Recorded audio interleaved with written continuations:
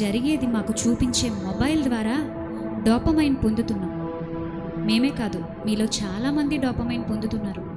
అది fake dopamine. అది కొన్ని నిమిషాలే, కొన్ని క్షణాలే, అది మాకు తెలుసు.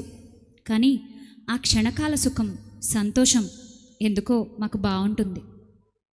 మేం యవ్వనస్తులం. లోకం మాకు పూర్తిగా తెలీదు. మనుషుల గుండె లోతు మాకు తెలీదు. మోసం నిజస్వరూపం మాకు తెలీదు. ప్రేమ యొక్క లోతు మాకు తెలీదు. కానీ ఏంటో మాకెంతో తెలుసు అనుకుంటాం. ఏదైనా మేము చేసేయగలం అనుకుంటాం.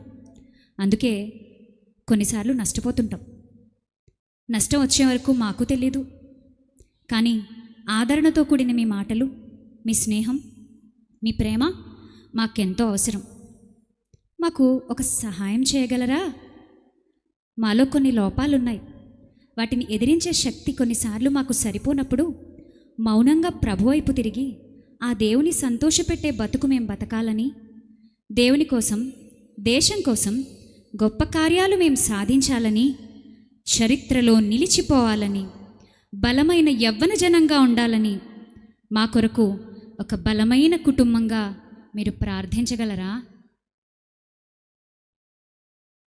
Thank you so much.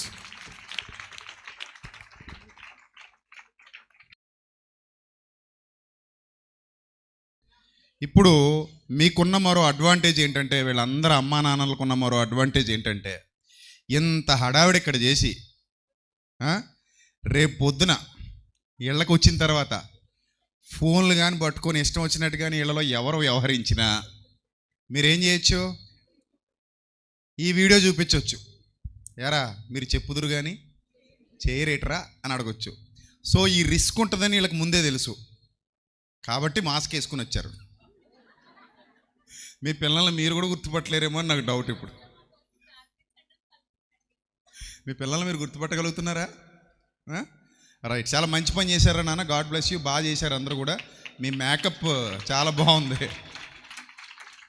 Right right అలాగే ఈ ప్రోగ్రామ్ ఇలా కండక్ట్ చేసి వీళ్ళ ద్వారా ఒక మంచి సందేశాన్ని వినిపించడానికి ప్రయత్నపడినటువంటి చెల్లెమ్మ, అలాగే ఉషా, చందు, ఇంకెవరు, దయ, వీళ్ళందరికీ కూడా వీరి యొక్క థ్యాంక్స్ తెలియజేస్తున్నారు. అలాగే మీరు కూడా మీ చప్పట్లతో అభినందనలు తెలియజేయండి. రైట్, గాడ్ బ్లెస్ యూ నాన్న.